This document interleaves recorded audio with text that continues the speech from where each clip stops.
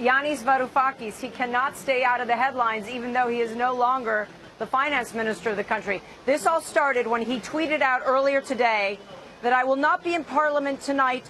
Voting in person is due to family reasons. This is to fend off other interpretations. Even though he's not the finance minister anymore, he is still a member of Parliament. In theory, he should be in the building behind me debating the proposal that's put forth and then voting later on tonight. But he's not going to be there. But he wanted everybody to know, believe me, I support the proposal.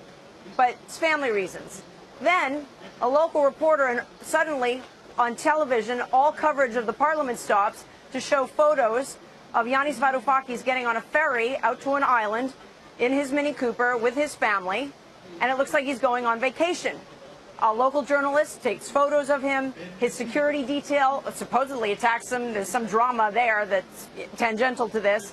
Then he tweets out again, thankfully, there are people who respect what it means for me to wish to spend my Saturday and Sunday with my young daughter before she returns to Australia where she lives, which then sets off a firestorm on Twitter because people were critical. No, everybody's got family obligations. You should be in Parliament. Keep in mind, there are supporters, too, because Yanis Varoufakis is very much a rock star to some people in this country, extremely divisive. People love him or they hate him. In Parliament, we just watched one member of Parliament stand up and say, family obligations? We all have family obligations. We're all here. So it's been pretty interesting to watch. Even though he's no longer the finance minister, he's still at the front of the news frequently.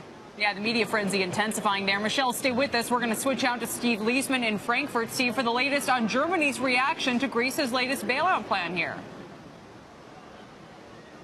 We don't have any drama like that. I mean, basically what they're waiting for here is for the Greeks to approve the proposal, for the Greek Parliament to approve the proposal put in front of them. And here there's a lot of sort of, call it glaring silence. That proposal was received. They acknowledge that they have it. They acknowledge there's going to be a meeting in Sunday in Brussels to approve it or to discuss it by EU leaders. But really what it comes down to is the German dilemma. Will they deal on the Greek debt or not? On the one hand, they have a public that is pretty overwhelmingly opposed to any additional Greek concessions. On the other hand, German Chancellor Angela Merkel has tons of, I guess you'd call it, a persuasion on the part of the United States, the IMF, and France to make a deal here. And she faces this prospect.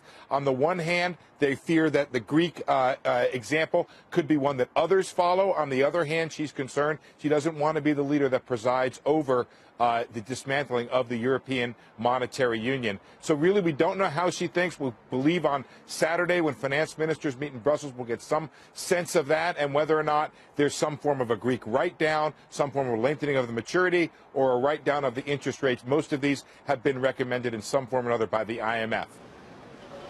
Michelle, you know, much is made of the debt restructuring that Greece wanted, that Germany didn't want them to have because they felt like they'd been given too many passes in the past. And as Steve is suggesting, maybe they were negotiating not just with Greece, but with future countries that might want some sort of a debt restructuring as well. What do you make of what's on the table right now that the Greek Parliament will be voting on tonight? Well, the whole issue of debt restructuring, I find it to be much ado about nothing. The Greeks have always been told, it's actually been put in print, stick to the reforms, do what you want, and guess what? We will consider extending maturities and lowering the interest rate.